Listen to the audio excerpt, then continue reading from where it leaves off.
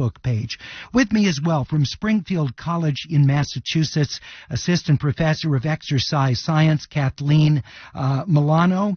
She researches athlete mental performance enhancement.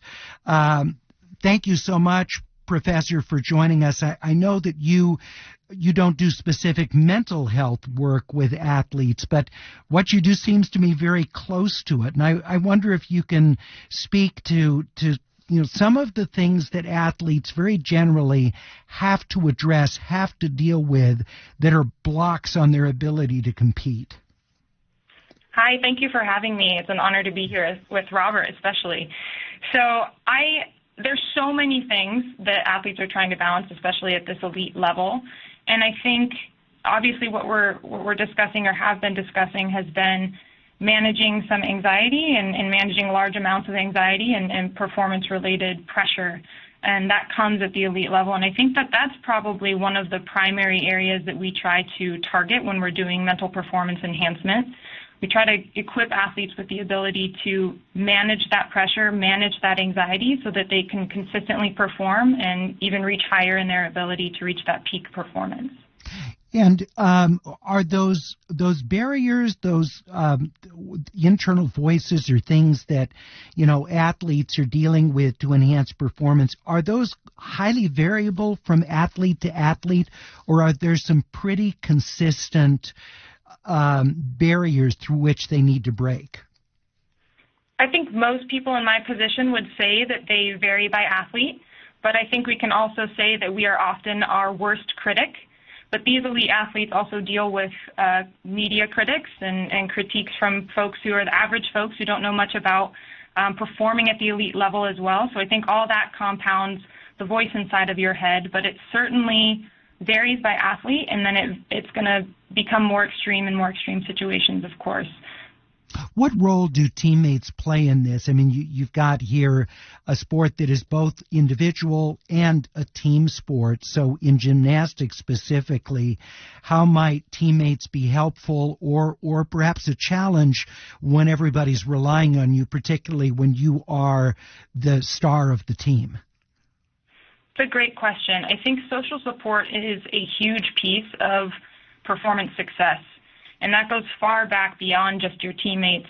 But teammates offer a lot of emotional support that is really key. And I believe that gymnastics is one of the most overtly supportive sports out there, which is one of the reasons it's so fun to watch, is that you always see everybody cheering you on and supporting you. It's not really super malicious, even across teams, across competitors as well. So I think that having a strong support system and having teammates who are going to be there and who you can lean on, who trust you and you trust as well, make your experience engaging in that sport better, but also can help your performance. And it sounds like Simone feels like she has a great set of teammates right now. What sort of advice would you have for an athlete who has, in terms of competition, a setback like this? It may actually be anything but a setback for her mental health, but in terms of her performance, it is. And there may be financial negative consequences of this. Who knows? And she has to deal with this going forward. What sorts of ways do you think would be healthiest for her to emphasize the positive out of this? I think that that's going to take some time. I think making this decision was very difficult, and it would be difficult for anybody at any level to withdraw from something like this. So I think that's something we as average folks need to keep in mind. Whenever something is overwhelming, when I'm working with athletes and it becomes so big and it starts to spiral, I view my job in part is to help them see the smaller pieces of it. So break it down into pieces.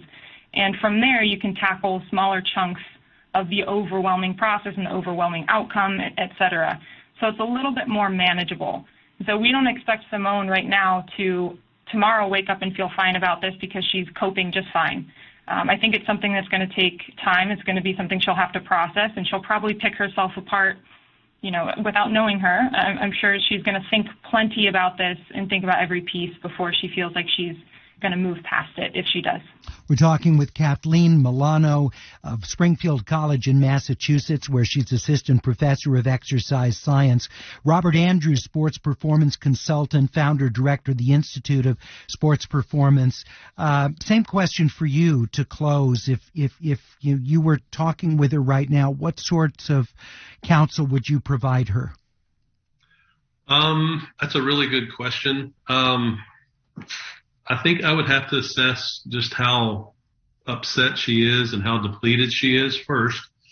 But I've seen this before at the Olympic level, and there's a concept that I use with athletes that I work with. It's called tank filling. And I always say that performance is never just a physical experience. It's also a mental and emotional experience, and for some, even a spiritual experience. And she's pretty empty. Her tank's pretty empty right now, mentally, emotionally, maybe even spiritually. So I would talk to her about ways to calm her brain down, calm her nervous system down, and engage in some activities that help recharge her batteries or fill her tank back up. And I would just step away from the media, because that's going to do nothing but agitate her anymore, even more.